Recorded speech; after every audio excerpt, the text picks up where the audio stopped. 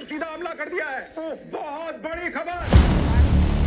कचौरी, samosa, bread पकोड़े, जलेबी, रसगुल्ले, पराठे। जलेबी, समोसे, कचौरी और वड़ा पाव की तस्वीर। वैसे तो इंडिया में मीडिया को फोर्थ पिलर और डेमोक्रेसी बोला जाता है, पर आजकल के टाइम पर एक और नाम बहुत अच्छे से चल रहा है, गोदी मीडिया।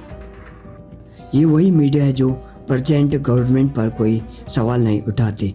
एक तरफ से बोला जाए तो ये आईटी सेल के जैसे काम करती है, चाहे मीडिया राइट विंग की हो या लेफ्ट विंग की। जब खुद की सरकार पर बात आए तो कोई आवाज़ नहीं उठाता।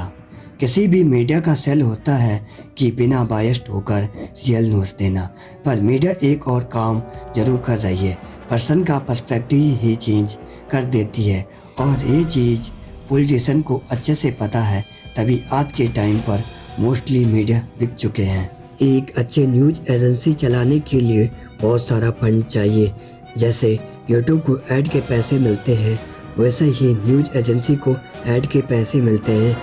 वैसे ही न्यूज़ एजेंसी चलाने के लिए एड्स की ज़रूरत पड़ती है, और इनको एड्स कौन देता है? गवर्नमेंट। चाहे कोई स्कीम प्रमोट करनी हो, चाहे खुद की पार्टी को प्रमोट करना हो, और ये सारा एडवर्टाइजमेंट भी करोड़ों में होता है। लोगों ने वैसे भी टीवी को देखना बहुत कम कर दिया है, जिस वजह से टीआरपी की रैंकिंग घटती जा रही है। सबसे ज़्यादा टीआरपी एंटरटेनमेंट चैनलों की है।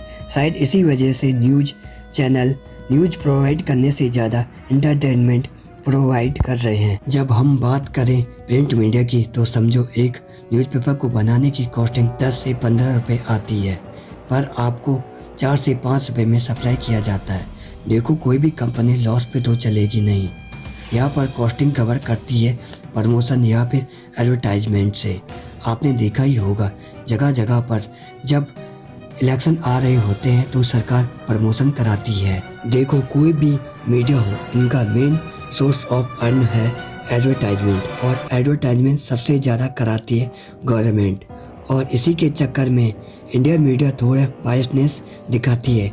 अब जैसे 2019 के इलेक्शन के वक्त द हिंदू बीजेपी के खिलाफ न्यूज़ आर्टिकल पोस्ट करने लग गए, और जब बीजेपी गवर्नमेंट फिर से 2019 में आई तो इनकी एडवर्टाइजमेंट ही बंद कर दी, और बहुत सारे प्रॉब्लम फेस करने पड़ते हैं।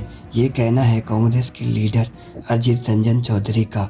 सिमिलर पंजाब की आम आदमी पार्टी ने भी कुछ ऐसा ही किया। यूपी की गवर्नमेंट में भी कौन सी मीडिया दूध की धुली थी। 2009 में रेडियो टैप के बारे में सुना ही होगा। जब नीरज रेडियो का फ़ोन टैप होने लगा तो 500 रिकॉर्डिंग रिकॉर्ड की गई। तब एक रिकॉर्डिंग उसमें से बरखा दत्त की भी थी। यहाँ बरखा दत्त पोर्टफोलियो मैनेज करने की बात करते हैं। What I'm told is that Congress yesterday apparently got the group they are talking to in the relate that the infrastructure portfolio should not be given to Maran or Balu.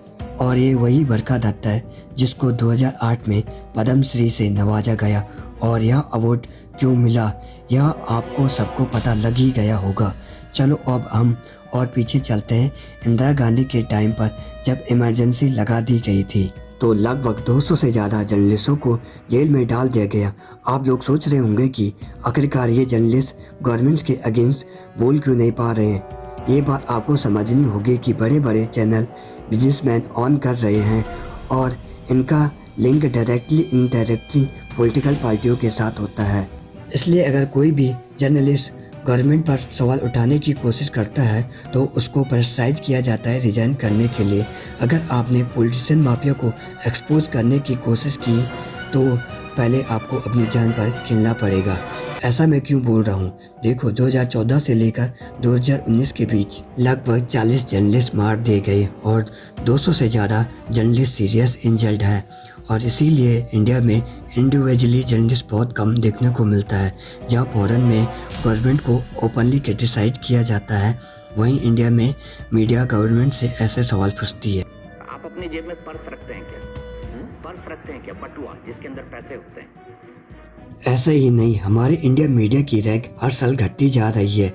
Unemployment, corruption, गरीबी, inequality के बारे में government से पूछना ही बंद कर दिया। National media सवाल पूछेगी भी कैसे? मोस्टली चैनल टॉप के बिजनेसमैन ऑन करते हैं, या फिर पॉलिटिशियन ऑन करते हैं, जैसे NDTV अडानी ऑन करते हैं, ऐसा ही PTC न्यूज़ पंजाब के अकाली दल के प्रेसिडेंट ऑन करते हैं, Republic TV Arnab Goswami on करते हैं। ऐसे बहुत सारे चैनल हैं जो डायरेक्टली इनडायरेक्टली पॉलिटिकल पार्टी से लिंक है। आपको ऐसे चैनल एक ही सर्च में मिल जाएंगे। और जब पॉलिटिकल पार्टी को पता चला कि ये लोग टीवी से इंटरेस्ट घटाकर इंस्टाग्राम, फेसबुक, ट्विटर की तरफ जा रहे हैं, तो उन्होंने अपनी अपनी पार्टी की IT सेल फॉर्म कर दी और यहाँ पर एक दूसरे पार्टी पर मीम्स बनाकर शेयर करने लग जाते हैं। कई जगह तो गवर्नमेंट मीम्स बनाने पर ऑफेंड हो जाती है। जब एक आम सा जर्नलिस्ट ये सब देखता है तो वह डिमोटिवेट हो जाता है।